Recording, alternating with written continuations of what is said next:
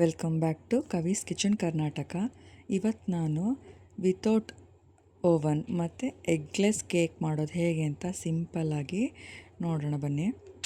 ನಾನಿಲ್ಲಿ 3-4 ಬಾಳೆಹಣ್ಣು ತೊಗೊಂಡಿದ್ದೀನಿ. ಹಾಗೆ 3-4 ಚಮಚ ಸಕ್ಕರೆ ಹಾಕ್ತಾಯಿದ್ದೀವಿ. ನೀವು ಬೆಣ್ಣೆ ಅಥವಾ ಎಣ್ಣೆನ ಇಲ್ಲಿ ಮಿಕ್ಸ್ ಮಾಡ್ಬೋದು. ಇವೆಲ್ಲವನ್ನು ಸೇರಿಸಿ ನೀವು ಒಂದು ಮಿಕ್ಸ್ ಮಾಡಿ ನೈಸ್ ಪೇಸ್ಟ್ ಮಾಡ್ಕೊಳ್ಳಿ.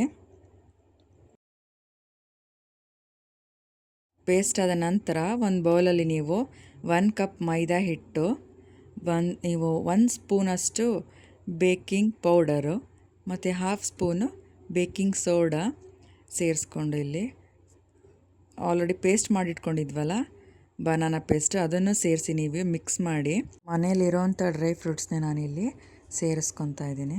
ತುಪ್ಪ ಹಾಕಿ ಹುರಿದಿಟ್ಕೊಂಡಿದ್ದೆ. ಸ್ವಲ್ಪ ನೀವು ಚಾಕ್ಲೇಟ್ ಸಿರಪ್ ಕೂಡ ಇಲ್ಲಿ ಸೇರಿಸ್ಕೋಬೋದು. ಇದು ನೀವು 2-3 ನಿಮಿಷ ಚೆನ್ನಾಗಿ ಮಿಕ್ಸ್ ಮಾಡ್ಕೊಳ್ಳಿ. ಮಿಕ್ಸ್ ಮಾಡಬೇಕಾದ್ರೆ ನೀವು 3/4 ಕಪ್ಪಷ್ಟು ಇಲ್ಲಿ ನಾನು ಕಾಸಿರೋ ಹಾಲನ್ನ ಸೇರಿಸ್ಕೊತಾ ಇದ್ದೀನಿ. ಕ್ಲೀನಾಗಿ ಕಲಿಸ್ಕೊತ ಬನ್ನಿ. ನೀವು ಗಟ್ಟಿ ಅನಿಸಿದರೆ ನೀವು ಮತ್ತೆ ಸ್ವಲ್ಪ ಹಾಲು ಸೇರಿಸ್ಕೊಂಡು ಚೆನ್ನಾಗಿ ಬೀಟ್ ಮಾಡ್ಕೊಳ್ಳಿ. ಬೀಟ್ ಮಾಡೋದಕ್ಕೆ ನಿಮಗೆ ಇಲ್ಲಿ ಒಂದು 3 ನಿಮಿಷ ಆಗ್ಬೋದು. ನೆಕ್ಸ್ಟ್ ನಾವು ಒಂದು ಪಾತ್ರೆಗೆ ತುಪ್ಪ ಅಥವಾ ಎಣ್ಣೆ ಹಾಕಿ ಚೆನ್ನಾಗಿ ಸವರ್ಕೊಬೇಕಾಗತ್ತೆ.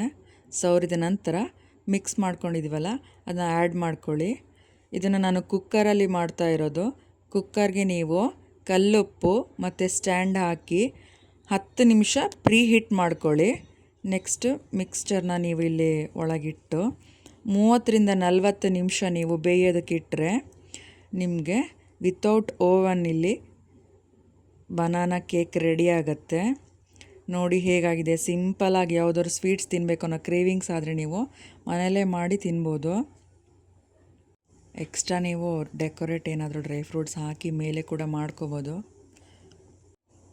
ಸೊ ಎಲ್ಲರೂ ಟ್ರೈ ಮಾಡಿ ನೋಡಿ. ಎಗ್ ತಿಂದೇ ಇರೋರು ಕೂಡ ಇದನ್ನು ಟ್ರೈ ಮಾಡಿ ನೋಡ್ಬೋದು. ನಾವೀಗ ಜಸ್ಟ್ ಚಾಕ್ಲೇಟ್ ಸಿರಪ್ನ ಮೇಲೆ ಹಾಕ್ತಾಯಿದ್ದೀವಿ.